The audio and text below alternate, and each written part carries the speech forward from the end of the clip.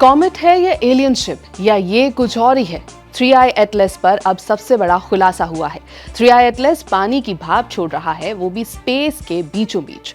नमस्कार, मेरा नाम है श्वेता शर्मा और आज बात 3i एटलस के रहस्य के बारे में। नासा के वैज्ञानिकों ने हाल ही में एक कॉमेट के बारे में दुनिया को बताया था। कॉमेट का नाम है 3i एटलस। इस कॉमेट के बारे में एवी लोब ने कहा था कि ये एक एलियन शिप हो सकता है और इस दिशा में रिसर्च होनी चाहिए। अब इसी कॉमेट पर नई जानकारी सामने आ गई है। इसे अंतरिक्ष में पानी की भाप छोड़ते हुए देखा गया, वो भी उस जगह पर जहां सूरज की गर्मी तक नहीं पहुंचती, यानी इतनी ठंडी जगह पर जहां पानी का बर्फ गैस में बदल ही नहीं सकता, वहां ये धूमकेतु ऐसे बिहेव कर रहा है मानो सूरज के बिल्कुल करीब हो।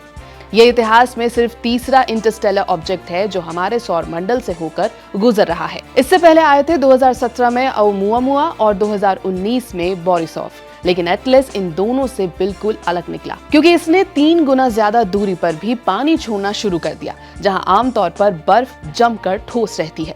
नासा ने जब इसे ऑब्जर्व किया तो पाया कि ये धूमकेतु हर सेकंड 40 किलो पानी छोड़ रहा है। इतना जबरदस्त एक्टिविटी रेट कि इसकी सतह का करीब 8% हिस्सा वेपर छोड़ रहा था, जबकि आम धूमकेतु सिर्फ 3 से 5% तक एक्टिव होते हैं।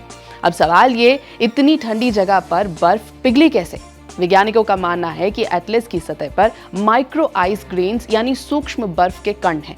ये छोटे छोटे कण स्पेस में उड़ते हैं और धीरे धीरे धूप से गर्म होकर भाप में बदल जाते हैं।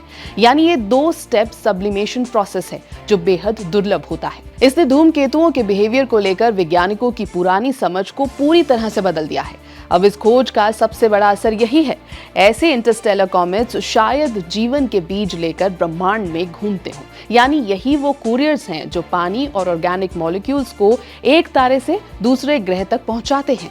इनकी कॉम्पोजिशन देखकर वैज्ञानिक ये समझने की कोशिश कर रहे हैं कि शायद ऐसे ही किसी कॉमेट ने अरबों साल पहले पृथ्वी पर भी पानी और जीवन के तत्व पहुंचाए हों। स्पेक्ट्रल एनालिसिस बताती है कि एटलस में पानी बहुत है, लेकिन साइनोजन नामक कंपाउंड बहुत कम है।